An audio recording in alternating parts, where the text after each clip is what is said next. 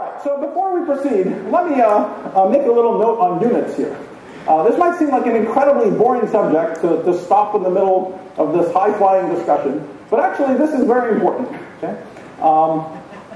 I have to say, when I was a kid and I was learning about physics, one of the most horrible things was units. I was terrible at units, and I could never keep track of what they were all called. And there's SI and CGS and joules and dimes, and now I'm confusing myself even thinking about it again. And there's actually a reason why it's confusing. The reason why it's confusing is all these units are human-made creations. Okay?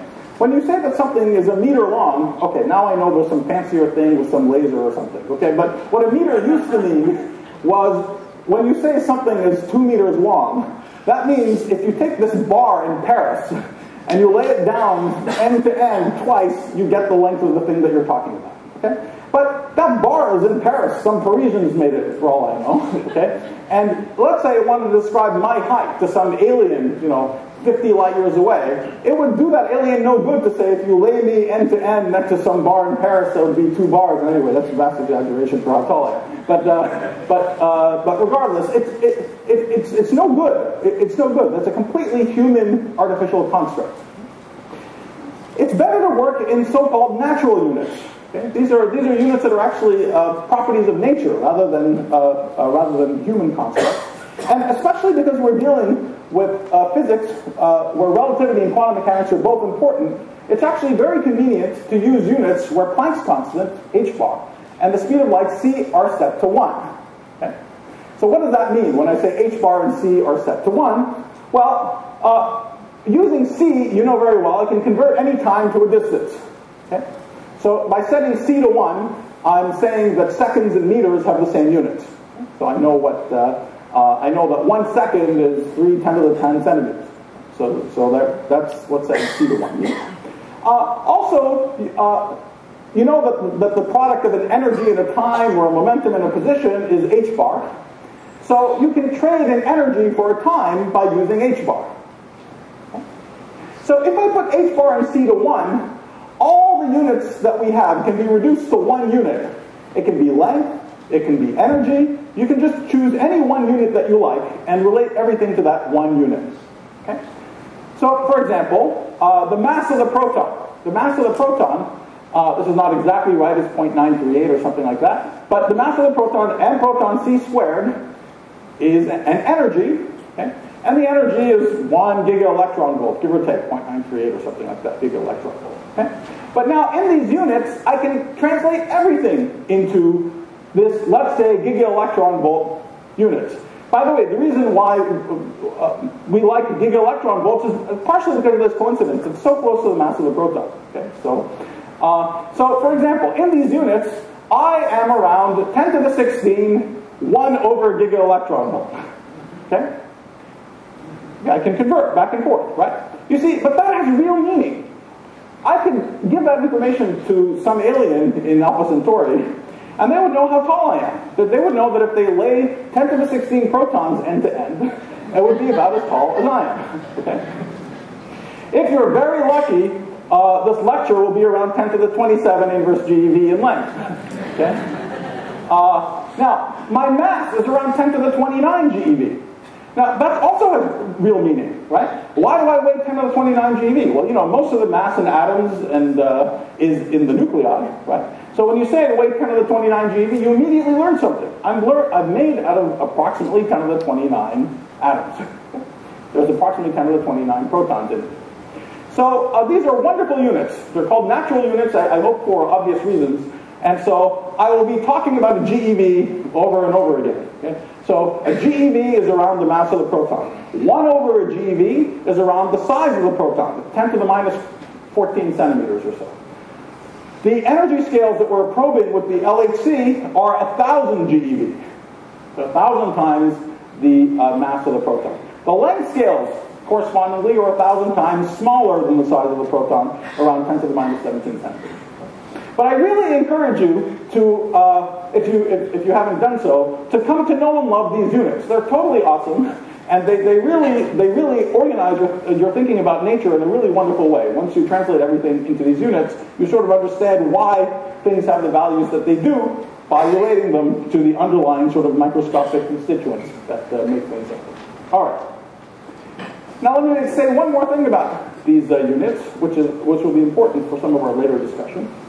So these are, by the way, these are the units that confused me the most when I was learning these things. What confused means that I had the hardest time remembering them. Mu naught, epsilon naught, k, all these things which I could just never ever remember.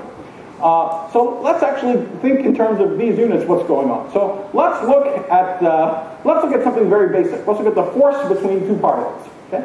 So you all know that the electric force between two particles is two electrons, let's say, is gargantuan compared to the gravitational attraction between them, right? The electric repulsion is 42 orders of magnitude stronger than the gravitational attraction between them. Let's try to phrase this in the language of natural units. Let's try to understand why this is in the language of natural units. So let's look at the energy stored in the electric field, or the potential energy, let's say, between two electrons. Well, you know that it goes like E squared over 4 pi, 1 over r. Okay? So it goes like 1 over r, it has some coefficient. Now notice that 1 over r, in these natural units, already has units of energy. Okay? So whatever sits in front of it, whatever sits in front of 1 over r, has to just be dimensionless. It has to be a number. So we learned that this E squared over 4 pi is a number. That number has a name. It's called the fine structure constant. And it's a number. It's around 1 over 137. Okay? So you really learned something interesting right away. The electric force is weak in some sense. Okay? The dimensionless strength of the interaction is a small number. That number might have been 12. 12 is a big number. Okay? It's not 12. It's around 0.01. It's a small number. Okay? So there's some invariant sense, there's some meaningful sense in which you can say electromagnetism is weak. The strength of the interaction is a small number. And it's a number. It's a pure number. Okay? Now, let's ask what happens with gravity. Totally different story. Basically the same formula, but there's a g Newton mm over r. Right? So now 1 over r again has units of energy as before. So that means that g Newton times mass should be dimensionless. So that means that g Newton itself should have units of length squared. Okay? So that's very interesting. In these natural units, g Newton, which normally, I forget what it is, kilograms, dimes, I can't even remember what it is, okay? It's actually length squared. Now, what is that length? It's 10 to the minus 33 centimeters. Okay? So good old Newton's constant in these natural units is 10 to the minus 33 centimeters squared. Now, because this is dimension full and not dimensionless, there is no invariant sense in which it's weak or strong. It's weak at very large distances, it's strong at very short distances, but there's a scale associated with it, which is this number 10 to the minus 33 centimeters. Okay? That's the famous Planck scale. So you see the Planck scale is just g Newton in natural units. There are many other interesting things about the Planck scale that we could talk about, but this is a very nice way of talking about it. Okay. So the fact that that number is so tiny compared to all the length scales we're familiar with in physics is a reflection of the incredible weakness of gravity compared to all the other forces. Okay? Maybe if we could get down close to 10 to the minus 33 centimeters, that gravity wouldn't be a particularly weak interaction. Okay? But it's the fact that all the distance scales that we know and love are enormous compared to the Planck scale that makes gravity such a weak force, and I'll come back to the significance of that a little bit later. Okay. Slide 9 of 94. We're doing well. Okay, so continuing our 10-minute summary of the last 400 years of physics, so let's just spend a little bit of time talking about what the sort of dominant theme of the last 400 years of the development of our subject has been. And if you had to pick one word, I think, one word to describe what the sort of arc of fundamental physics has been in this time, the word is unification.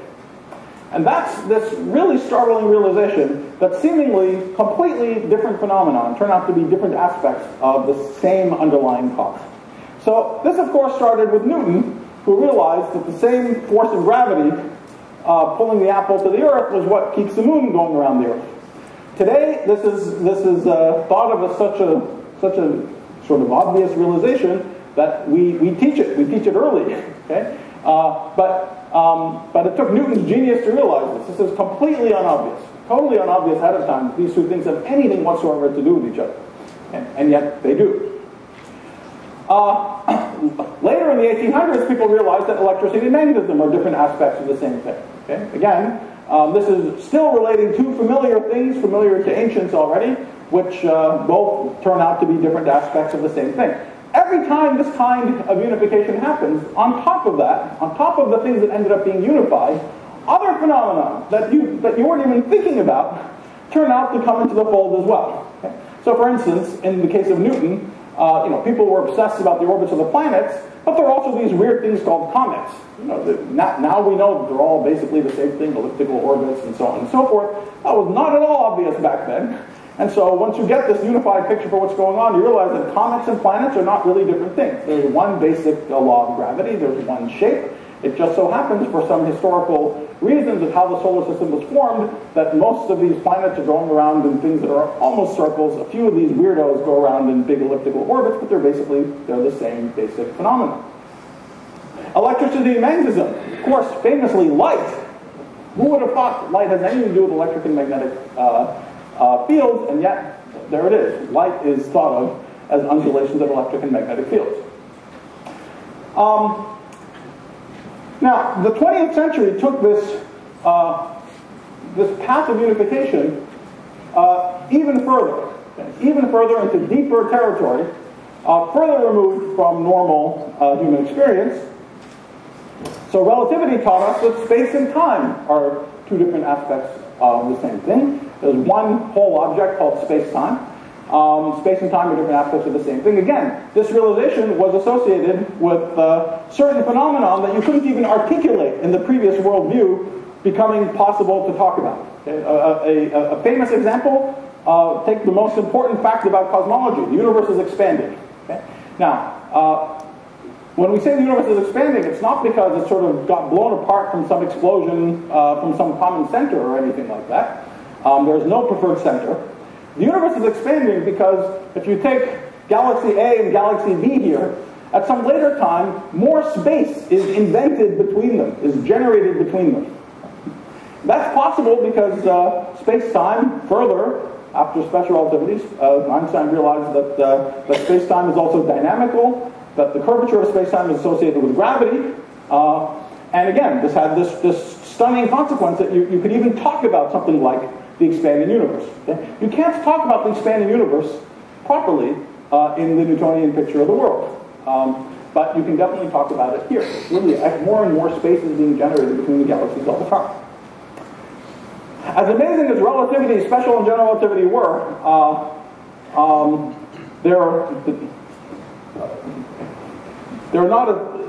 neither one of those ideas is a tenth as radical and remarkable as the ideas of quantum mechanics. And you can tell because special and general relativity could be invented by a lone genius working in a patent office, or later working in very comfortable surroundings in Bern. Okay? But quantum mechanics took the concerted effort of 15 to 20 people over 25 years to develop. It was a much more radical extension of our picture of the world compared to classical physics. But here too, there was remarkable unifications. So particles and waves came to be seen as different aspects of one thing. Okay? In the quantum mechanical picture of the world, there's no waves. Everything is particles.